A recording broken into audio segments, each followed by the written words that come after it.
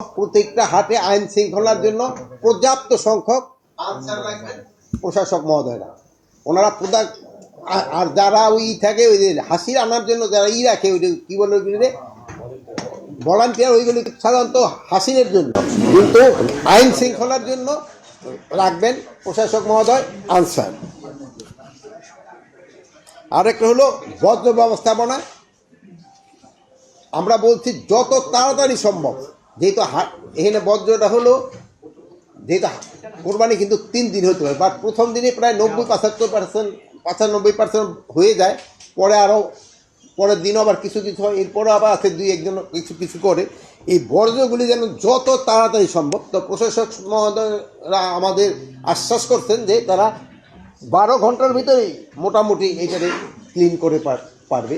এবার এটা যদি করা যায়, এবং এই জন্য তারা সব ধরনের প্রস্তুতি নিয়ে রাখছে।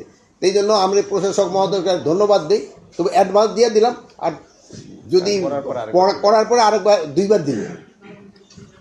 আরেকটা হলো ট্রাফিক।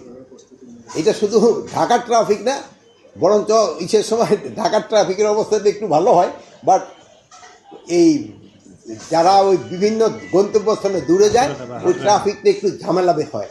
আর এবার যেহেতু আরও বেশি হওয়ার যেহেতু একদিকটা হলো যাবে, আরেক দিকটা আবার গরুর আসবে। অন্যান্য সময় বাসটা নামাই দিয়ে দৌড়ে তাড়াতাড়ি, এইবার কিন্তু হবে না। এই জন্য যেন ট্রাফিকটা ভালো থাকে, এই জন্য ইনস্ট্রাকশন দেওয়া হয়েছে। আরেকটা তো ছুটিতে যেসব লোকজন চলে যায়, সেরকম কিন্তু একটা ঢাকা শহরের একটা নিরাপত্তার একটা কিন্তু দেখা দেয়, যেহেতু অনেকে বাড়িটা করে তালা দিয়ে চলে গেল। এই জন্য তো আমাদের বাহিনীগুলি তো সজাগ থাকবেই, প্লাস আমরা প্রশাসক মহোদয়কে অনুরোধ করছি জনগণকে যেন সচেতন করে দেওয়া, তারাও গেলে যেন প্রপারভাবে রেখে যায়।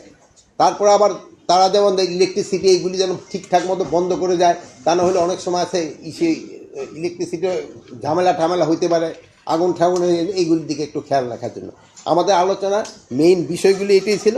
এখন আমি প্রশাসক মহোদয়ের অনুরোধ করবো, উনি একটুখানি চামড়ার এই ব্যবস্থাটা করার সম্বন্ধে একটু বলবেন।